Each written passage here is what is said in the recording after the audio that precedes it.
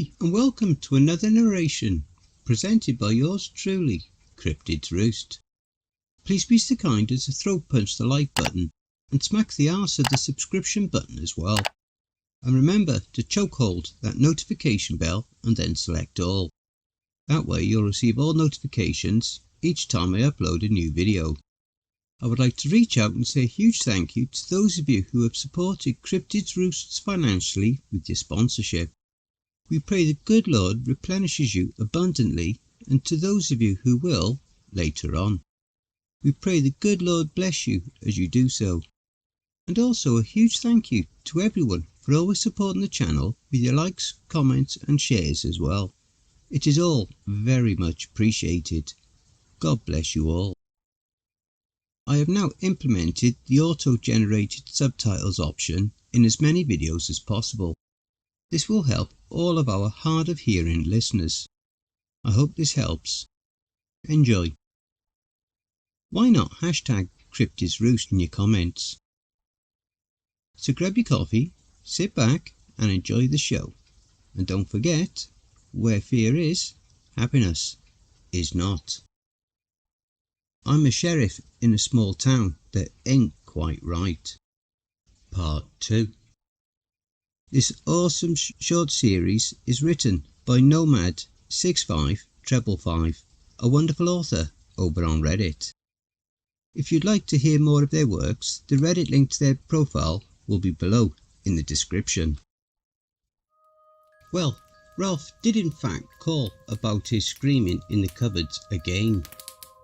I had been sitting in my office, getting ready to check out for the night and go home to my little house and sit with a good book and my dog under my feet, when Reese, my deputy, stumbled through the door. "Boss, it's Ralph again. He says the screaming is back and it's keeping his wife and kids from going to bed." I told Reese to patch him through onto my line, and I stared at the phone as it began to ring. I picked up and I heard Ralph Geoff on the other end. "Michael, it's Ralph." "I know who you are. You spoke to Reese first. I take it it's the same cupboard as always screaming?" "Yep, same one. Only this time its screaming is a whole lot louder, Sheriff. Sounds like a woman's getting murdered in there." "I'll stop by on my way home." After thanking me, Ralph hung up, and I stood, pulled on my coat and grabbed my keys off my desk. Sometimes I wonder why I wear this star. Is it for the people of my county?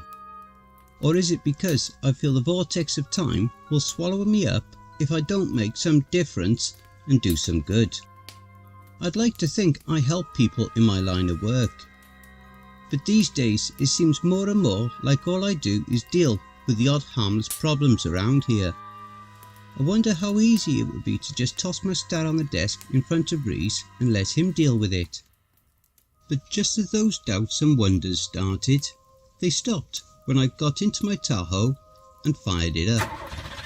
As sheriff of this county, I was elected to help these people with their problems and to serve the people of this land. It's my job, even if it involves screaming kitchenware.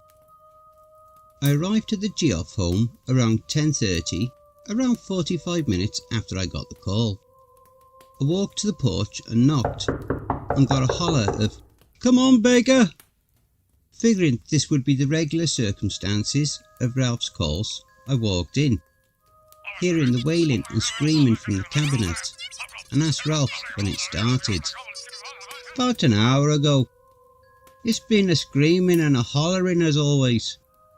Only seems to quit when you come on out here and fiddle with the damn thing."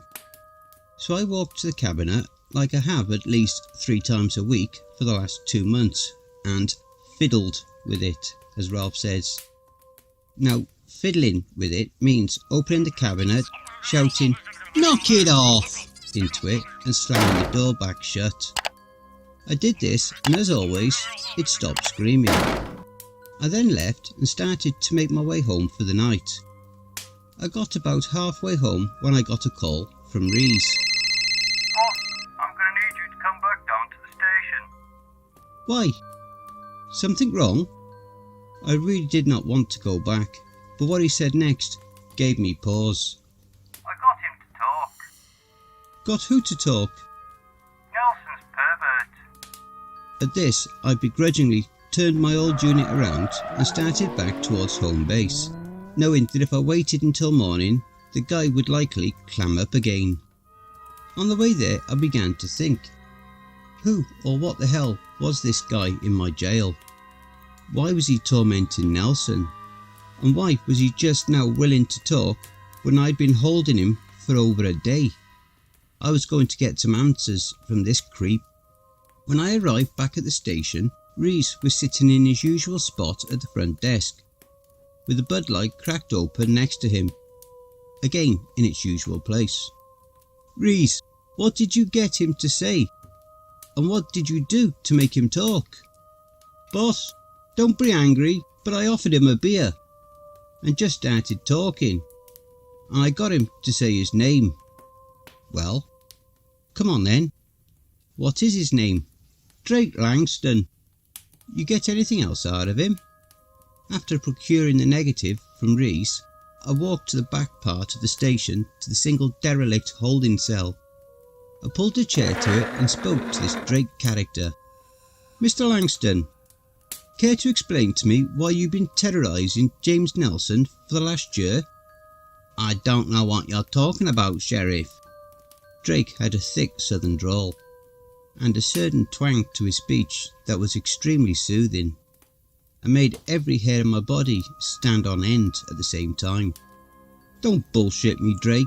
I've got you on several charges of trespassing, a single stalking charge, and an evading arrest charge. I highly recommend you cooperate if you don't want a view of me for the next 6 months while you await trial. Who are you? Why have you been stalking Mr. Nelson? And where have you been living?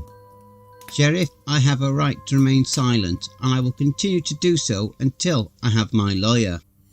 His face cracked into that unsettling smile once more, and his eyes briefly flashed red before going back to the deep, soulful brown.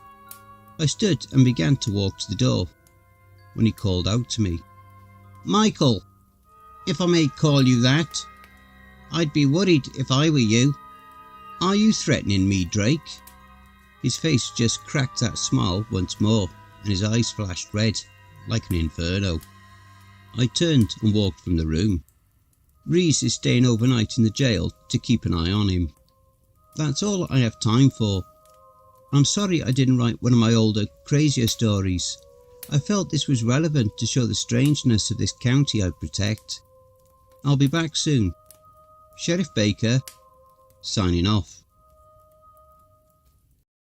Don't forget, if you enjoyed that story, be sure to pop over to the author's Reddit profile and drop them a line, or even give them a glowing review. I'm sure they really would appreciate it.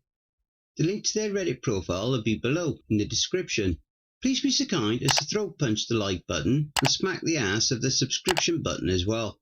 And remember to tap the notification bell and then select all. That way you'll receive all notifications each time I upload a new video. Oh, and don't forget to share the video far and wide. This will all help with YouTube's algorithm and will help to promote this channel more. And don't forget to check out the merch store. The link will be in the description and also in the video thumbnail. And if you would like an honourable mention, send in a snapshot of yourself with your purchase and I'll feature it in one of the videos. I now have my very own subreddit community where you can submit any stories you've written. You can submit your stories or encounters either there or send them to cryptidsroost@gmail.com. If you wish to remain anonymous, that's fine with me. All the links are below. I also have a Facebook group, Twitter, Reddit, and you'll also find me on Discord. If you would like to support this channel and help make it grow, my PayPal is paypal.me/cryptidsroost. Again, that will also be below. And don't forget, where fear is, happiness is not.